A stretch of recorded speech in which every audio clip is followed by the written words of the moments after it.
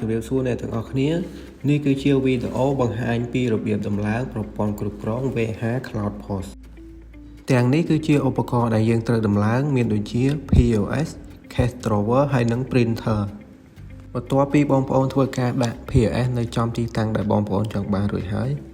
ជំហានទី1គឺបងប្អូនត្រូវដោតឌុយភ្លើងរបស់ POS យើងដោតបែបនេះ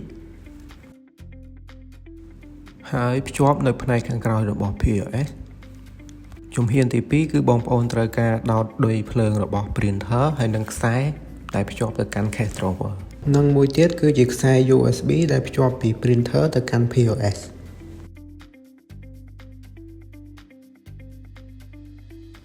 នៅខាងក្រោមក៏មានរុន USB ដែរបងប្អូនអាចដោតខាងក្រោមក៏បានចុចប៊ូតុងបើក POS ហើយនិង Printer ជំហានទី3គឺបងប្អូនចូលទៅក្នុង System VH Cloud Post អញ្ចឹងនៅក្នុង System បងប្អូនត្រូវការ Login ទៅតាម User ដែលបងប្អូនបានបង្កើតជាឧទាហរណ៍ខ្ញុំសូម Login User Admin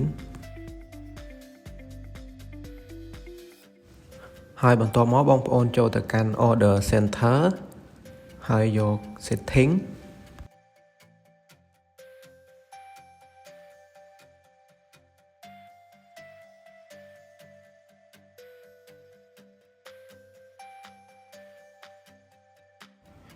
ហើយអូសមកក្រោមចុចនៅលើពាក្យ Local Printer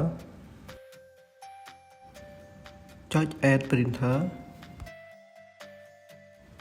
កន្លែង Printer Name គឺបងប្អូនដាក់ឈ្មោះរបស់ Printer អញ្ចឹងយើងដាក់ជា Cashier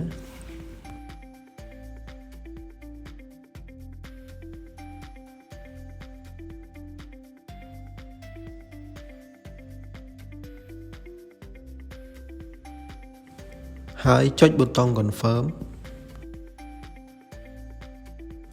Printer Model គឺបងប្អូនជ្រើសរើសយក Order Model ហើយបន្ទាប់មកទៀត Select យក Connection ជា USB បាទអញ្ចឹង Printer load មកហើយគឺ Printer 80ទំហំក្រដាសគឺបងប្អូនយក80 mm ត្រង់កន្លែង Printer Mode គឺបងប្អូនជ្រើសរើសយក Graphic និង Printer Solution គឺ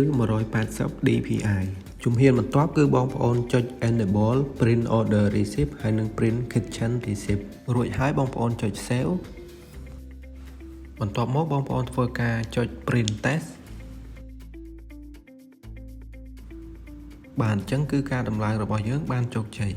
សូមអរគុណសូមជម្រាបលា